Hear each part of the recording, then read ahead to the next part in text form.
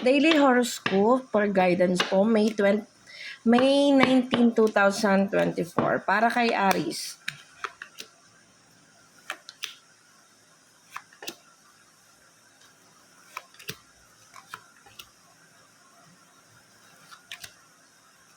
So Aries ngayon, mukhang prosigido naman tayo sa mga gagawin natin, ano? May pakikipag-ugnayan ngayon na may pagkakasundo. Humaharap si lovers. So yung may mga ngayon, karelasyon. So papokus kayo Aries sa ano nyo, sa love life, sa pakikipag-ugnayan sa ibang tao. Nakita ko naman dito, desidido kayo, lalo na pagdating sa pera at saka sa love life. So yung mga gagawin nyo ngayon Aries, matatapos yan. May guided naman ni universe. Kaya lang medyo mag-ingat ng konti sa paggastos natin, Aries, ha? Kasi nakikita ko dito na focus ka naman sa pang-financial, kaya lang baka magkamali tayo sa mga paggastos natin. Para naman kay Libra,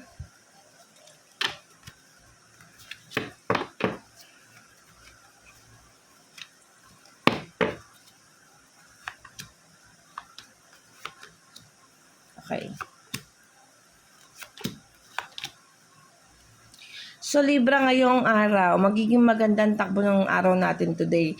Kung maghahanap ka ng trabaho, ito yung right time para sa'yo. Kung makikipag-usap ka or something na makikipagkasundo ka, yes, may magandang balitang paparating sa'yo ngayon. Ayun lang, The Magician, magagawan mo ng solusyon lahat ng problema. Yun lang din, yung Pentacles natin ay bumaliktad, no? Ibig sabihin nito, magkakaroon ka ng paggastos biglaan. Or kailangan mo mag-ingat sa mga paggastos mo today.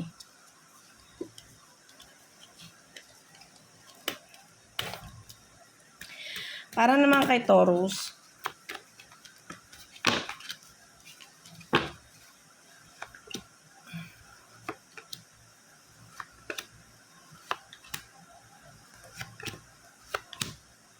okay. So Taurus, medyo alanganin yung araw natin today. Hindi tayo guidance ng universe. Medyo, sumunod tayo sa mas nakakatanda sa atin or sa mga magulang natin, ganon. Kasi nakikita ko na dito na may pagsuway or meron kang gagawin na hindi maganda. Like, yung pagsasabi, kumbaga, sasalungat ka sa gusto ng mga magulang mo, parang ganon.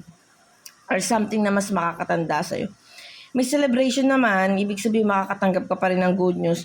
But be careful kasi today, hindi maganda yung omen, may broken heart. So, may celebration, makakatanggap ka ng maganda pero may kabiguan today, maapektuhan ka today.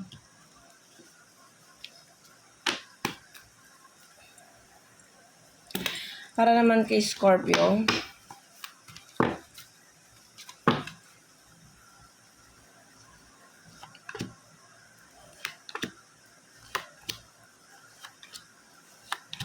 okay. So, Scorpio, ito yung araw na may magandang kapupunatan yung gagawin mo. Ang ibig sabihin dito is lahat positive cards. So, this is your day, move, and mawawala yung kaguluhan. Kung meron ka mang kagusutan, maayos yun ngayon. Regarding naman sa sa financial matter, ganun din. Iwas tayo sa paggastos kasi nakabaliktad to. Yung Pentacles, magiging ingat sa pagdedesisyon kasi magiging childish tayo. Pero magbubunga naman to ng happiness. Kasi naka-reverse naman yung pain ngayon. So araw mo ngayon, Scorpio, kasi walang pain akong nakikita, walang ganong sigalot dun sa baraha. Gemini.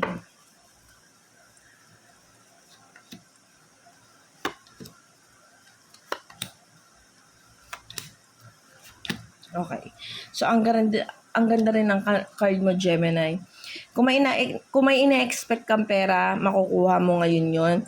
Kung gagawa ka, move forward sa yung kaperahan, magsasucess yon. Mawawala rin yung kagaluhan. Hindi rin masyadong magiging kumbaga, peace yung araw mo today, lalo na regarding sa money matter.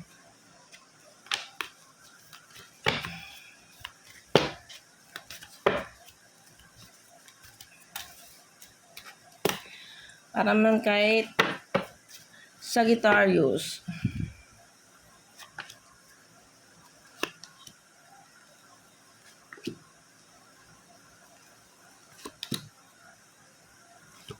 Okay. Sagittarius, ngayong araw na to, mafu-full of emotion tayo, no? Regarding sa pera, sa money matter, okay naman. So, kung may lakad ka, hindi yun maaaring matuloy. Kasi walang guidance ni universe. Kung may bala ka man ngayong maghanap ng trabaho, parang ipagpaliwan mo muna. Pero may darating sa yung pera today. May na-expect kang kaperahan or kung balak mo mag-live selling or something regarding sa pera, totoo yun. Mag-work yun. Para naman kay Cancer.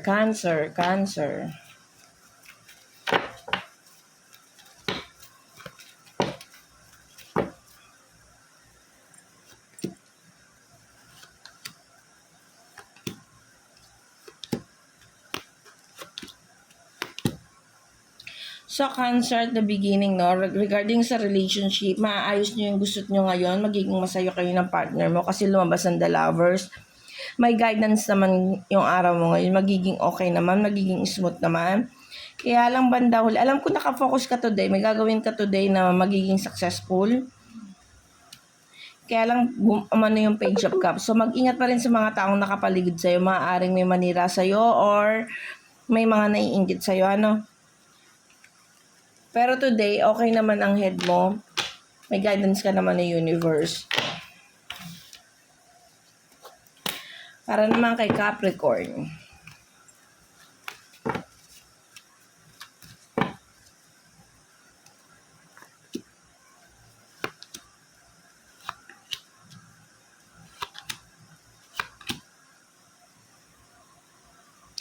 So, Capricorn, okay, kung may binabala kang lumayo, okay yan.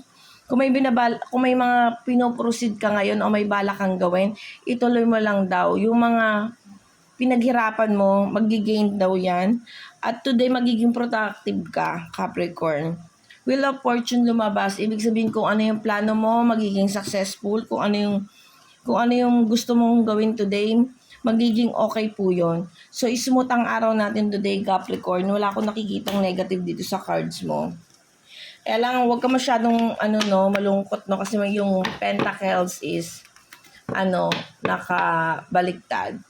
Siguro iniisip mo na it's not worth it or something against with yourself. But, don't think too much kasi naging positive naman yung 4 na cards. Para kay Leo.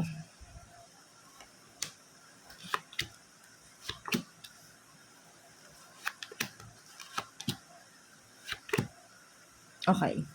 So, Leo, ngayon, expect natin makakatanggap tayo ng hindi magandang mensahe galing sa isang lalaki. Hindi naman tayo mabibigo. Kumbaga, yung balitang yun, hindi naman natin masyadong iindahin.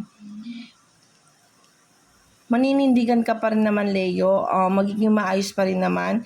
Kasi hindi mo magiging emotional tayo ngayon, kaya lang dead mabels. Alam mo yung ganun, yung may darating sa atin na mga pasiring o may mga darating sa atin na mga moment pero hindi mo siya masyadong iindahin, hindi mo gagawing big deal yung mga mangyayari today.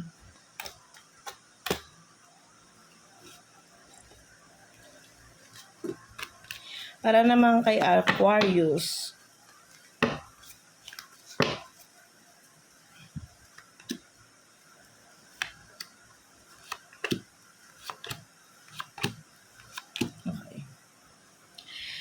So, Aquarius, mag-ingat tayo sa mga bibitawang salita, no?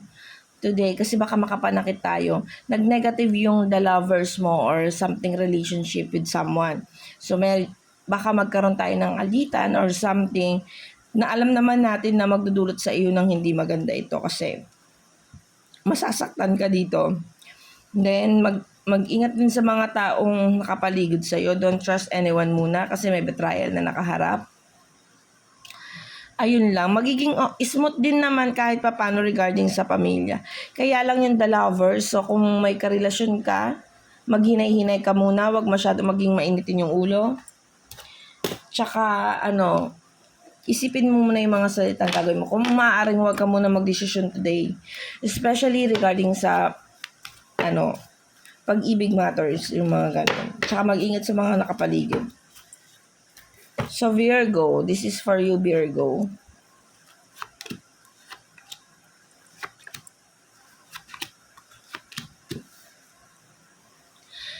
So, Virgo, may pagdadaanan tayo ngayon, medyo hindi maganda yung cups, yung mga takbo ng baraha ngayon, yung mga cups na kabaliktad. Ibig sabihin, may pagdadaanan tayong problema ngayon na hindi natin masusolve sa today. Alam mo naman daw kung ano yung kalaban, o alam mo naman kung ano nangyayari, alam mo naman kung paano mo ipagtatanggol sarili mo. Kaya lang naka-injustice to yung finals mo. Ibig sabihin, hindi mo makakamit kung ano yung gusto mo, kumbaga kung anong hindi nila maiintindihan or sasalungat ka today. Alam mo ngayon, yung pakiramdam mo against all odds ka. Ganun yung mangyayari ngayon, Virgo. So, ang gawin natin, wag muna tayo magdesisyon, konting timpe, habaan natin yung mga pasensya natin today, Virgo. Para naman kay Pisces.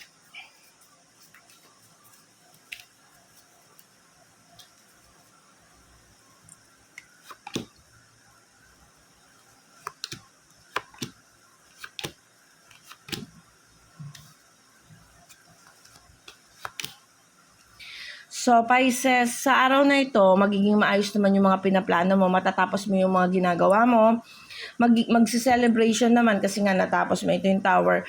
Ang ibig sabihin ng tower ay makukomplete mo, hindi naman masasayang yung pinaghirapan mo. Pero may lumabas pa rin na pain dito, heartache. Hindi ko alam kung sa magmumula to, baka mawawalan ka ng kakayahan na magbigay sa mga taong gusto mo. Alam mo yon, magiging okay yung araw mo, matatapos mo, siguro may lalapit sa iyo pero hindi mo sila mapagbibigyan. But in the end, alam mo yun, yung sa pakiramdam sa sarili mo na, ay sayang hindi ko na ibigay sa kanya. Yung parang malulungkot ka rin kasi alam mo hindi mo kayang ibigay yung gusto ng taong gusto mong pagbigyan.